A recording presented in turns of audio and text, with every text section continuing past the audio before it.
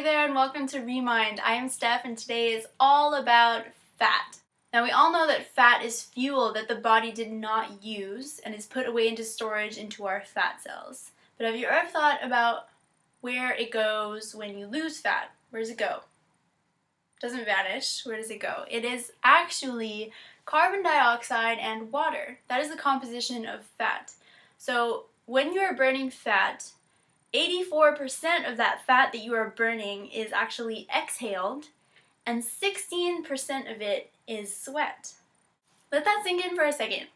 How simple is that? That is so simple. That is the first clue that you don't need any crazy pills or diets. You don't need any of that. The body knows what it's doing. It has a process. You have to trust the process. So how do you go about losing the weight? I know you're thinking, Steph, it's not that simple. How dare you tell me it is that simple? Okay, I'll break it down for you. It's really important to know that 1 pound of fat is 3,500 calories. So let's say you want to burn 1 pound of fat per week. You're going to have to decrease your daily calorie intake by 500. Or you can burn 500 calories per day. You can also split that up if it makes it more convenient for you. You can decrease your daily calorie intake by 250 and burn 250 calories a day. So that's 1 pound a week. Not just about the calories, okay? It's good to have that in mind, store that in the back of your head, okay? Be aware of it. But it's about the nutrients in your food. I'd rather you count those instead of the calories. 300 calories of chips is the same as 300 calories of vegetables, right? It fits my macronutrients. 300 calories is 300 calories, right? No, it is not.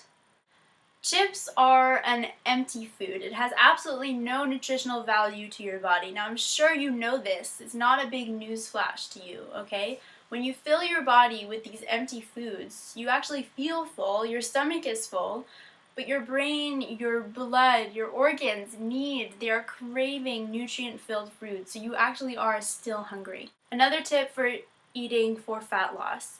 I'm sure you've heard of this one as well. It's eating smaller meals more frequently throughout the day. Now, the reason for this is really simple. As I mentioned before, fat is basically just fuel that you didn't use, right? It's put into storage. But if you actually used all of the fuel every time, imagine, no more fat, right? So you wake up in the morning, you have a small meal, I don't know, 2 eggs, you start with some protein, that's good for you. Then you use up the fat. An hour later, maybe 2 hours later, you're hungry again, have some oatmeal. And you're gonna use up every single calorie of every meal that you eat because you're not giving it so much every time. So it doesn't need to store any of it. You gotta stay between the line of hungry. You don't want to feel hungry, that's not good either, but you don't want to be full. You have to be satisfied in the middle. So if you can keep yourself at a constant of satisfied all day, that is perfect, and you're most likely not going to be storing a whole bunch of calories into your fat cells. Now, men and women are not made the same way. We don't store fat the same way. Men predominantly store fat in the abdomen first, and women in the hips and the thighs first. Women also do have a higher essential body fat percentage. This is because we are made for carrying and delivering a baby. We need that excess body fat. It's essential. So you don't want to go lower than 18%. A healthy body fat percentage, for a woman is 18 to 25%. However, a man can go as low as 10 to 15% and still be considered healthy. Now, there's a bunch of hormones and stuff that take part in the way we respectively lose weight, the difference between men and women, but that is an entire different video.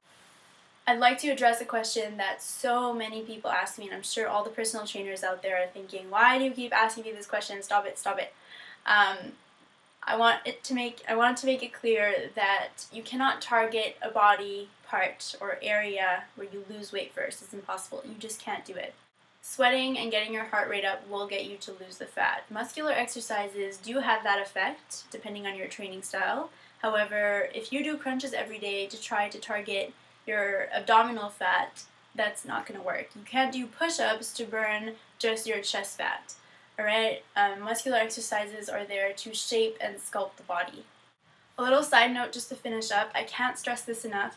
Muscle weighs a hell of a lot more than fat does, okay? So if you are training in the gym and you are lifting weights and you're consistently weighing yourself, you are bound to get discouraged, okay? Stop doing that to yourself. So for homework, let go of the calories, let go of the scale, and treat yourself not to chips, but to nutrient-filled foods because you deserve to feel good. Alright, thanks for watching and see you next time for your next healthy reminder.